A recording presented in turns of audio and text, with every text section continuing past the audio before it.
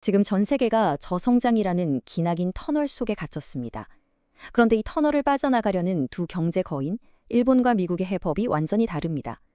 한쪽은 분배로 안에서부터 힘을 기르려 하고, 다른 한쪽은 개입으로 바깥 세상의 판을 바꾸려 하죠. 과연 어떤 선택이 새로운 시대를 열게 될까요?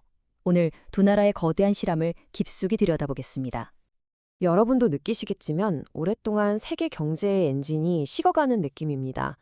성장은 멈칫하고 나라마다 자기 살 길 찾기에 바쁘죠. 모두가 낡은 지도를 들고 헤매는 지금 과연 새로운 길을 찾을 수 있기는 한 걸까요? 자, 그래서 오늘 우리는 이런 순서로 이야기를 풀어볼 겁니다. 먼저 깜짝 부활하고 있는 일본의 새로운 자본주의를 살펴볼 거고요. 이어서 파격적인 변신을 보여주는 미국의 시장 개입주의를 분석해 보겠습니다.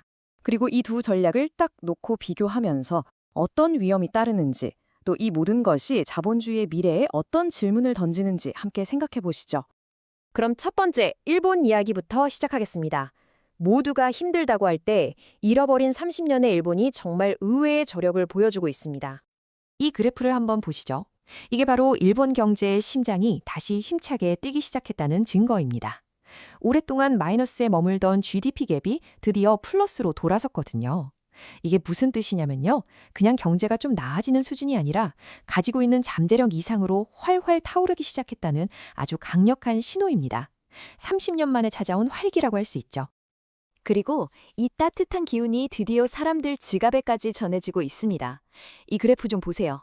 거의 30년 동안 제자리 걸음이던 월급이 드디어 오르기 시작했습니다. 2025년에는 무려 5% 가까이 오를 거라는 전망까지 나오는데요. 이건 일본의 보통 직장인들에게는 거의 기적처럼 들리는 소식일 겁니다. 이 변화의 한가운데에 바로 기시다 정부의 새로운 자본주의가 있습니다. 과거 아베노믹스가 엔화 가치를 떨어뜨려서 수출 대기업에만 불리는 전략이었다면 이건 완전히 반대입니다. 임금 인상 같은 분배를 통해서 국민들 지갑부터 채우고 그 돈이 국내 시장에서 돌고 돌게 해서 경제 전체를 튼튼하게 만들겠다는 거죠. 한마디로 판이 완전히 바뀐 겁니다. 그럼 구체적으로 어떻게 하겠다는 걸까요? 정부가 딱 네 군데에 집중적으로 투자하고 있습니다. 첫째, 사람. 월급 올려주는 기업들을 팍팍 밀어줍니다. 둘째, 미래기술. AI나 양자 컴퓨터 같은 분야에 국가의 명운을 걸고 있죠. 셋째, 스타트업. 새로운 기업들이 쑥쑥 자랄 수 있도록 돕고요. 마지막으로 그린과 디지털 전환. 여기에 무려 150조 엔, 정말 어마어마한 돈을 쏟아붓고 있습니다. 자, 이제 태평양을 건너 미국으로 가보겠습니다. 미국은 일본과는 정반대 방향으로 아주 급진적이고 공격적인 카드를 꺼내들었습니다. 영국의 파이낸셜 타임즈가 트럼프 대통령을 계획경제주의 총사령관이라고 불렀습니다. 아니, 자유시장 경제의 상징인 미국 대통령한테 이런 별명이 붙다니 정말 파격적이죠? 그만큼 지금 미국의 정책 방향이 역사상 전례가 없을 정도로 과감하다는 뜻입니다. 그 행보를 보면 정말 거침이 없습니다. 우선 정부가 아예 기업 경영에 직접 뛰어들었죠.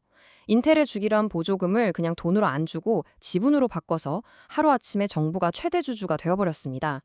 이걸로도 모자라서 경제 대통령격인 중앙은행, 연준의 독립성까지 대놓고 흔들고 있고요.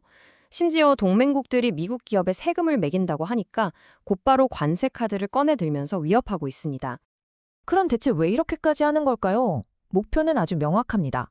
정부가 경제를 꽉 쥐고 있는 중국의 국가자본주의에 똑같은 방식으로 맞대응하고 반도체 같은 핵심 산업의 공급망을 미국 중심으로 다시 짜서 말 그대로 미국을 다시 위대하게 만들겠다는 겁니다.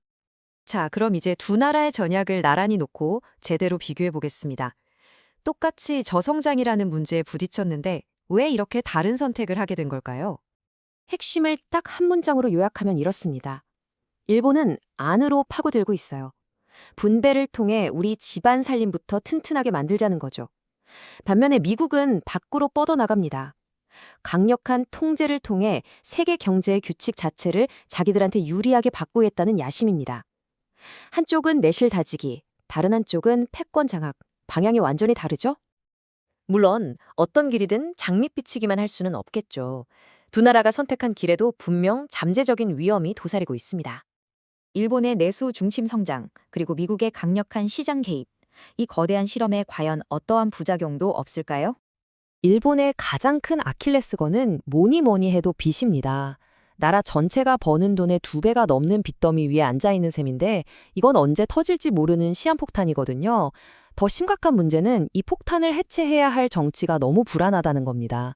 총리 지지율은 바닥이고 당내에서는 분열이 심해서 새로운 자본주의라는 이 거대한 프로젝트가 언제든 좌초될 수 있다는 위험이 항상 존재합니다. 미국이 감수해야 할 리스크는 좀 더 근본적인 문제입니다. 정부가 중앙은행의 독립성을 흔들고 기업 경영에 직접 개입하는 건 자유시장 경제라는 원칙 자체를 무너뜨릴 수 있는 위험한 행동입니다. 이건 특히 우리 같은 동맹국 기업들에게 엄청난 불확실성을 안겨주죠. 예를 들어 미국에 막대한 돈을 투자한 한국 반도체 기업들도 언제든 미국 정부의 직접적인 요구에 직면할 수 있게 됐다는 뜻이니까요. 결국 일본과 미국의 이렇게나 다른 선택은 우리 모두에게 자본주의의 미래에 대한 아주 근본적인 질문을 던지고 있습니다. 예전에는 시장을 보이지 않는 손에 맡겨야 한다고 믿었잖아요.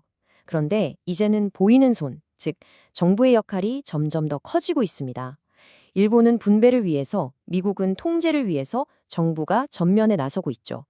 자, 과연 이것은 자본주의의 새로운 진화일까요? 아니면 위기의 시작일까요? 여러분의 생각은 어떠신가요?